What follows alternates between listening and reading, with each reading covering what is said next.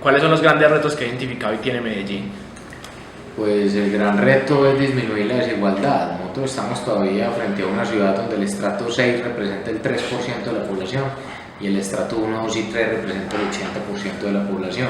Y a partir de ahí hay muchos problemas que se generan. Diría yo, uno de los más importantes, el tema de la seguridad, necesitamos una ciudad segura. Otro, temas de calidad educativa y la ciudad necesita avanzar. Temas de movilidad sostenible. Entonces, es muy importante entender que hay que dedicar los recursos a donde se necesitan.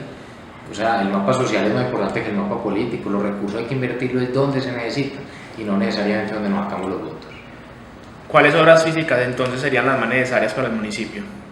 Pues yo diría que hay una muy importante, que es el tranvía del 80. A mí me parece que es una de las grandes prioridades que tenía esta ciudad y que en este cuatrienio no se aprovechó la gran oportunidad.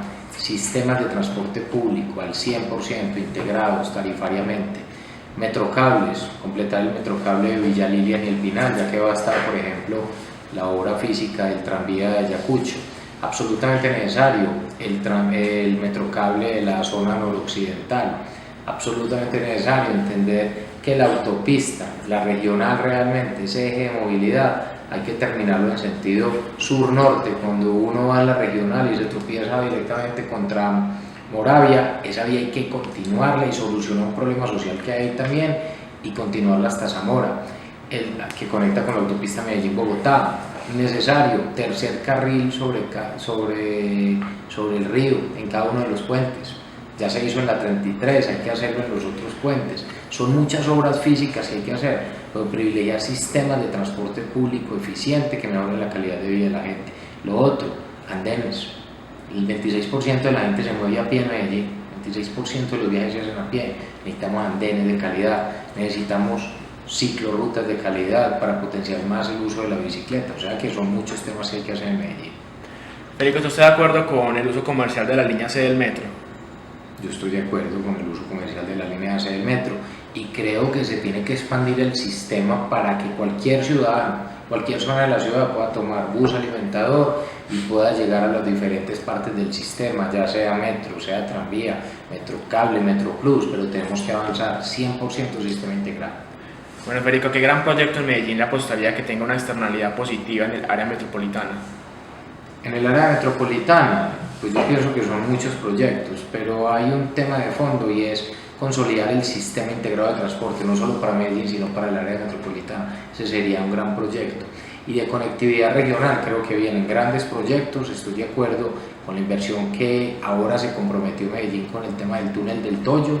Pienso que son las vivencias futuras que hay que honrar y que tenemos que mirar hacia Urabá y hacia otras zonas, cómo Medellín también va a ser socio de estos diferentes proyectos. Federico, ¿piensa usted continuar durante su periodo de gobierno con la construcción de nuevas etapas de Parques del Río? Pues tengo una duda muy grande y es, primero, esta administración no hizo caso a ninguna de las observaciones que se hicieron. Los especialistas en estos temas le proponían al alcalde inclusive que si había que avanzar en Parque del Río había que arrancar por el norte donde están las necesidades sociales más apremiantes, pero no, ellos tomaron la decisión, este alcalde, de arrancar por una zona donde no era prioritaria. Tengo otra duda y es, estoy seguro que esa primera fase no se hace ni en 11 meses ni con la plata que dijeron, entonces va a haber que adicionar recursos. ¿Yo qué haría? Primero, terminar bien las obras de la primera fase, pedirle al alcalde que no deje adjudicada la fase 2, que sería en el otro costado, y analizar bien cuál sería el impacto de Parques del Río. Yo he dicho no es que Parques del Río sea un proyecto negativo, la pregunta es si es la prioridad hoy para la ciudad, la pregunta es si se arrancó además por donde era, la pregunta es si está financiado realmente para continuar las otras etapas. Aquí hay grandes prioridades en términos de infraestructura y de otros temas de ciudad. Federico, el aborto ha sido despenalizado por la Corte Constitucional en 3 casos excepcionales. ¿Considera usted apropiado apoyar estas medidas con obras como una clínica para la mujer? Es que lo que hay que hacer es cumplir básicamente con la ley, pero yo soy amigo de la vida y yo siempre he dicho, en todos los casos en los cuales podamos evitar básicamente que se produzca el aborto, simplemente también vamos a tratar de asesorar y acompañar a la mujer y a sus familias, pero efectivamente hay que cumplir lo que se dice. La Corte Constitucional también ha prohibido las batidas militares en las ciudades por parte del Ejército Nacional. ¿Qué papel jugará usted en la implementación de esta medida? Pues hablar con el ejército, hablar con el comandante del ejército, revisar cómo se están dando esas medidas en qué casos, cómo están soportadas realmente, y más bien mirar de qué forma quienes presten servicio militar lo hagan de forma voluntaria y lo hagan porque quieren estar ahí. Volvamos un poco al tema de movilidad. Esta administración ha propuesto la construcción de un monorriel en las laderas. ¿Está usted de acuerdo con esta medida? Es un grave error y eso muestra la desconexión que tiene la actual administración con la realidad de Medellín.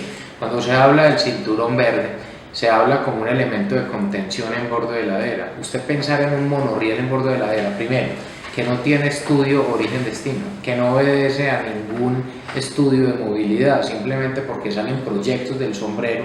Entonces lo que usted hace es generar un sistema de esto en borde de ladera, en vez de ser un elemento de contención, se convierte en un elemento de estímulo de crecimiento. Solo imagínese qué ocurriría al borde o en las centralidades que se generarían alrededor de las diferentes estaciones. Es un grave error. No están pensando realmente en lo que necesita la movilidad. Han pensado es en cómo frenar proyectos que venían en marcha, cómo venían planes maestros de movilidad ejecutándose y simplemente hacer proyectos nuevos. Por eso yo pienso que Medellín tiene que dar una discusión frente a los nuevos gobiernos, y es, un gobierno no debe estar haciendo cosas raras para ganarse premios, debe estar dándole continuidad a lo bueno y viendo cómo impacta y mejora la calidad de vida de sus habitantes. Federico, entre las medidas más impopulares para la ciudadanía se encuentra la prohibición del parrillero hombre. ¿Está usted a favor o en contra de esta medida para la seguridad? Pues la verdad es un tema que habrá que revisar muy bien, pero lo que sí le digo es que no estoy de acuerdo cuando se plantean medidas temporales que se convierten en definitivas. La solución al problema de seguridad no puede ser evitar el parrillero hombre. No podemos vivir así toda la vida. Acá hay unos temas de fondo, y es qué es lo que genera violencia, cómo desarticular estructuras delincuenciales, pero será un tema que nosotros también revisaremos muy bien. Las fotomultas han sido criticadas por la ciudadanía, incluso tachadas de ilegales por esta. ¿Aumentará usted la red de fotomultas de la ciudad? Yo lo que le diría es que de esto no se puede abusar. Las fotomultas son un elemento que puede servir para controlar el tráfico en la ciudad y para evitar excesos de parte de los conductores, pero en lo que yo me enfocaría sobre todo es un tema de cultura vial y un tema de cultura ciudadana. Yo pienso que es absolutamente necesario, pero aprovecho para decirle algo.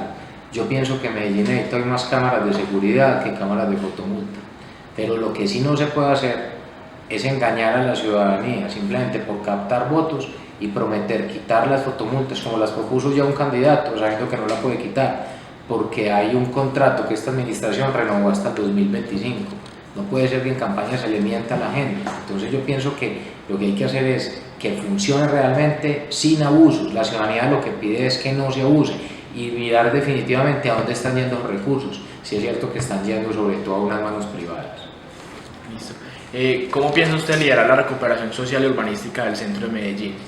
Pues es que el centro es una de las prioridades. Aquí el centro quedó completamente abandonado. Usted va al centro y lo primero es una cosa el centro de día y otra cosa es el centro de noche. Son dos mundos totalmente diferentes. Hoy están a merced básicamente de las estructuras delincuenciales. Si usted mira, por ejemplo, lo que pasa hoy en el centro y lo analiza en términos, por ejemplo, de seguridad, con respecto a otras zonas de la ciudad, casi que iríamos de acuerdo al número de habitantes que tiene el centro, es casi que el centro es más violenta que San Pedro Sula en Honduras, de acuerdo al número de homicidios por cada 100.000 habitantes. Eso es lo que nos tiene que llevar a la reflexión. El centro hay que recuperarlo, hay muchas zonas que hay que peatonalizar, hay que pensar en el tema de transporte público, el tema de bicicletas, hay que hacer un proyecto urbano integral como el que se ha hecho en diferentes zonas de la ciudad, pero orientado al centro. Pero el centro no solo es recuperarlo urbanísticamente, al centro hay que devolverle la vida. ¿Y la vida de las ciudades cuál es? La gente. Al centro hay que volver con vivienda, hay que volver a que sea habitable, a que la gente lo disfrute. Creo mucho también las intervenciones de tipo cultural, del arte, la cultura, creo que le dan vida a las diferentes zonas. Para mí el centro es una de esas grandes prioridades, es el corazón de Medellín. Y hoy Medellín no es que esté al borde de un infarto, hoy Medellín ya le dio un infarto y no hemos caído en cuenta de lo que pasa en el centro de la ciudad. El actual gobierno municipal reformó la estructura de la administración pública creando las famosas vicealcaldías. ¿Está usted a favor o en contra de esta determinación? Burocracia, burocracia, burocracia, eso es lo que ha generado esta administración municipal. ¿Qué hizo? Primero, la pregunta es cómo el Consejo, sin saber qué reforma administrativa se va a entregar, el Consejo le da un cheque en blanco al alcalde en el 2012. Y el alcalde entonces aparece con una sorpresa para la ciudad, de la creación de 6 vicealcaldías y de 500 nuevos cargos. Eso tiene una carga burocrática muy fuerte, económica para la ciudad. Yo eliminaría las 6 vicealcaldías, creo que no son necesarias. Creo que el alcalde es el que debe asumir el liderazgo y sobre todo nombrar secretarios que sean de su confianza y que sean personas que sí sepan de los diferentes temas. El problema es que el alcalde aquí tuvo que parcelar la ciudad porque como ganó apoyado por tantos grupos y tantos sectores, quedó endeudado, como se dice en política. Y eso es muy grave porque terminó pagando tantos favores que no tenía control ni tiene control sobre lo que pasa en cada una de las dependencias. Hoy Medellín está parcelado a todos los grupos políticos y eso es lo que ocurre. Cada uno manda en su secretaría y por eso tuvieron que crear unos niveles más que de temas organizativos, de las personas de su confianza, que sobre todo regularan lo que pasa en las diferentes secretarías. Me parece muy grave, me parece que alejó al alcalde de la realidad de la ciudad, me parece que la solución a los problemas no es a punta de burocracia. Federico, el gobierno nacional ha optado por promover la implementación de la jornada única en los colegios públicos del país. Primeramente, ¿está usted de acuerdo con esta medida? Y de ser así, ¿cómo piensa apoyarla? Lo primero es que me gusta mucho Gina como ministra, es una gran amiga, la conozco y la admiro mucho, me parece una gran persona y tiene ideas muy importantes. La jornada única en Medellín puede ser una gran posibilidad, además hace parte de toda esta estrategia integral que tiene que tener Medellín, pero yo imagino también jornadas únicas y complementarias, no solo a través de los diferentes componentes educativos, sea de las ciencias sociales o las matemáticas o otro tipo de disciplinas, sino todo lo que tiene que ver también con arte, cultura, deporte, utilización de espacios de parte de nuestros niños y jóvenes y que vayan muy de la mano también de ese complemento alimenticio que tienen que tener nuestros niños en la ciudad. Me parece que es una gran oportunidad. Medellín lo puede hacer, pues lógicamente tenemos que mostrar que funciona y que se puede hacer bien y que tenemos que lograr también el tema de calidad educativa. Federico, de 1 a 5, siendo 5 la mejor nota, ¿cómo calificaría usted la actual administración de la ciudad? Con un 3. Y ojo que hay unos temas en los cuales le podría dar, no solo yo, sino muchos ciudadanos le podrían dar un 1, porque acá hay temas de fondo, y vuelvo y digo, el problema de Medellín no ha sido de falta de recursos.